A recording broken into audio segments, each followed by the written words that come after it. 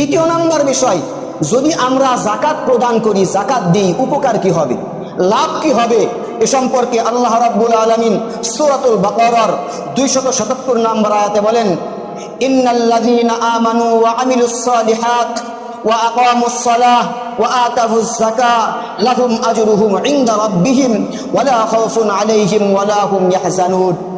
আল্লাহ রাব্বুল আলামিন বলেন, ইন্নাল্লাযীনা আমানু ওয়া আমিলুস সালিহাত, যারা ঈমান এনেছে, ওয়া আমিলুস সালিহাত, এবং নেকামল করেছে, ওয়া আকামুস সালাহ, নামাজ কায়েম করেছে, ওয়া আতাউজ যাকাত, যাকাত প্রদান করেছে, এই সমস্ত ব্যক্তিদের পুরস্কার কি? লাহুম আজরুহুম ইনদা রাব্বিহিম, এই সমস্ত ব্যক্তিদের জন্য আল্লাহ রাব্বুল আলামিনের নিকটে বড় প্রতিদান রয়েছে।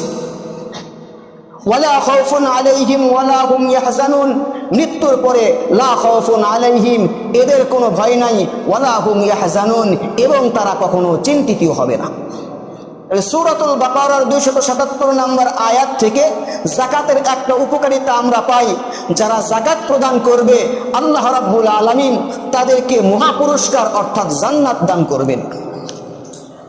দ্বিতীয় নাম্বার পুরস্কার, মৃত্যুর পরে এই সমস্ত ব্যক্তির কোনো ভয় থাকবে না, কোনো ভীতি থাকবে না।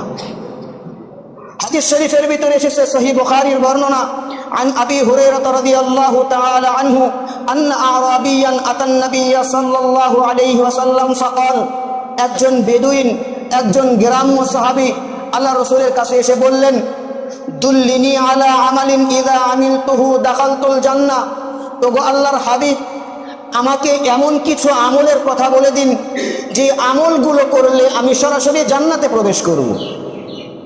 আল্লাহর হাবিব সাল্লাল্লাহু আলাইহি ওয়াসাল্লাম গুনে গুনে সাহাবীকে 4টি আমলের কথা বললেন।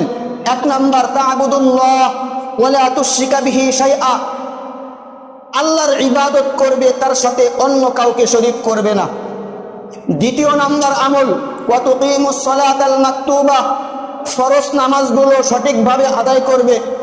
3 নাম্বার, ওয়া তুআদ্দিস যাকাতাল মাফরুযা, যাকাত প্রদান করবে। 4 নাম্বার, ওয়া তাসুমা রমাদান, রমজান মাস আসলে রোজা রাখবে। তাহলে বুখারীর এই হাদিস থেকে কি বুঝলাম?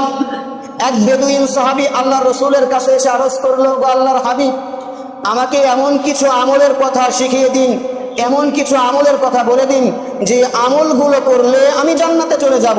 তো আল্লাহ রাসূল সাল্লাল্লাহু আলাইহি ওয়াসাল্লাম গুনে গুনে 4টি আমলের কথা বললেন। 1 নাম্বার, শিরিক করবে না। 2 নাম্বার, 5 ওয়াক্ত নামাজ সঠিকভাবে আদায় করবে। 3 নাম্বার, যাকাত প্রদান করবে। 4 নাম্বার, রমজান মাস আসলে রোজা রাখবে। এই